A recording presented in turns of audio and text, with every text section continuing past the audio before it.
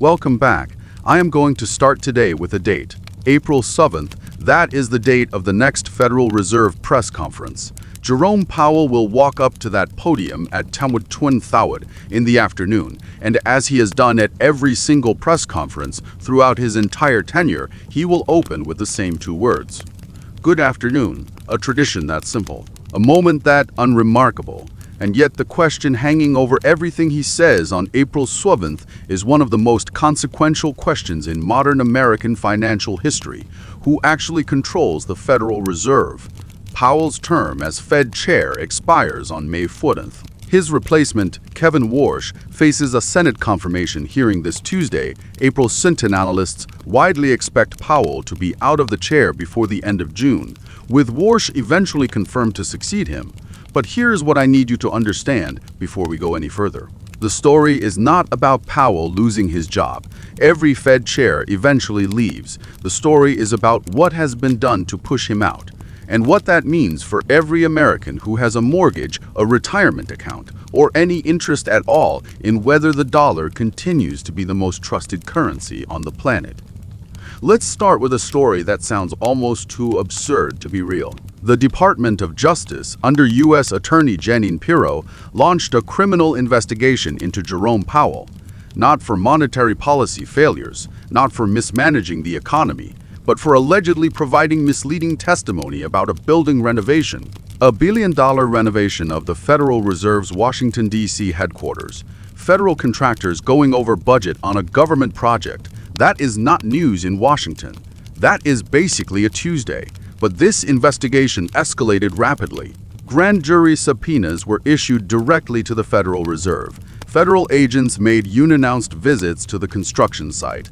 They were turned away at the door, and then, in March 17, Federal District Chief Judge James Boasberg issued a 50-page ruling that stopped everything cold. He quashed every single subpoena. Judge Boasberg was appointed by Barack Obama in civility. He is not a political ally of either side. He is a sitting federal judge who read the evidence and put his conclusion on the legal record in writing. His words, there was, quote, abundant evidence that the dominant, if not sole, purpose of the investigation was to, quote, harass and pressure Powell. The government had produced, in his words, essentially zero evidence of any crime. Let me be precise about the significance of that ruling. This is not a political opinion. This is not a think tank's analysis. This is a federal judge, under oath, on the record, concluding that the Justice Department ran a criminal investigation into the Federal Reserve chairman for the express purpose of pressuring him to do what the president wants. That has never happened before, not once in 80 years of the Federal Reserve's existence. What does Trump want? Rate cuts. He has called Powell a numbskull. He has said Powell is, quote, always late. He has pressured the Fed relentlessly to lower interest rates because cheaper money stimulates economic activity in the short run, and Trump wants that effect. The problem with that logic is one that the architects of the Federal Reserve understood when they wrote the Federal Reserve Act back in 2000. If the president controls the Fed stops being a central bank. It becomes a political instrument, a machine for manufacturing short-term economic confidence at the cost of long-term price stability. The Federal Reserve Act built a firewall against this. Fed governors can only be removed by the president for cause, meaning documented serious misconduct or neglect of duty, not policy disagreement, not construction cost overruns, not refusing to cut rates fast enough. That firewall has held for 20 years. Trump is trying to knock it down. Here is where history is actually being made. The Supreme Court is currently reviewing a case called Trump v. Lisa Cook. Cook is a Federal Reserve Board governor who Trump attempted to fire in August 2018, citing unsubstantiated fraud allegations. She sued. A district court blocked the firing. The appeals court upheld the block. The Supreme Court refused to let the firing proceed and then heard full oral arguments on January 13. A ruling is expected before the end of June. Here is the critical context. The court has, in recent years, broadly expanded presidential power over independent agencies. But during the January arguments, multiple justices signaled that the Fed may be different. They described the Federal Reserve as, quote, uniquely structured, suggesting it may occupy a special legal category that protects it from the same reasoning the court has applied to agencies like the FTC or the Consumer Financial Protection Bureau. If the court rules against for cause protection, the president can fire any Fed governor at any time, for any reason. The independence of the central bank becomes a legal fiction. European Central Bank President Christine Lagarde has been direct about what that would mean. She called threats to Fed independence a, quote, very serious danger, not just to the United States, but to the global economy. When the head of Europe's central bank issues a public warning about an American institutional crisis, in those terms, it is a signal that the rest of the world is watching this very closely.